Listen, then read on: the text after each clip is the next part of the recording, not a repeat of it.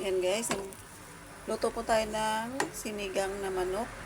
Tapos nilagyan po natin yan ng ano. Ayan guys, so, puso ng saging. Ayan. Ito na yan guys. Tapos ilalagay na po natin yung ating talbos ng kamote. Ayan po. Subukan nyo po guys. Napaka-healthy po niyan. Ayan. Sinigang po yan na sinigang na manok guys. Ayan. Tapos lagyan na po natin ang ating pangpaasim. Ayan po. Natin guys. So tansya-tansya lang kasi hindi rin maganda pag sobrang maasim guys. Ayan. Sa mga mahihilig po dyan kumain ng sinigang, nag-ulam ng sinigang guys ito. Try nyo po ito guys. Napakasarap po niya. Napaka-healthy po. Ayan. Ayan po. Sarap po yan guys. So, tikman po natin. Yan, puso ng saging na may talbos ng kamote. Ang ating manok. Ayan, yun po ang ating ulam ngayong umaga guys. Ang almusal po natin yan.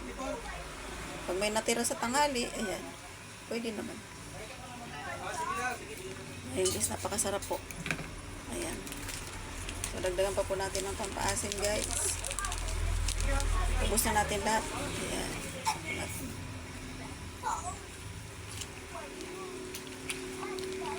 Ayan. Wala na naman yung galinero eh. Wala na. Ha? Wala na. Ayan po guys. Sorry, Ming ha. Healthy living. Ayan, sa mga anemic dyan, nilagyan natin ng ayan, talbos ng kamote. Ayan. Paka-healthy po niyan guys. Ayan.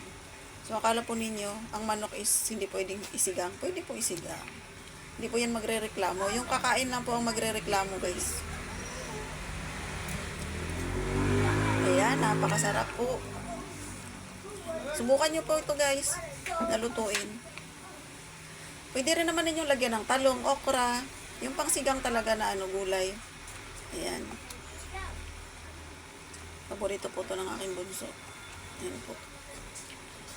Napakasarap. Pakulaan lang po natin ng konti. Para maluto lang po yung yung talbos ng kamote. Ayan.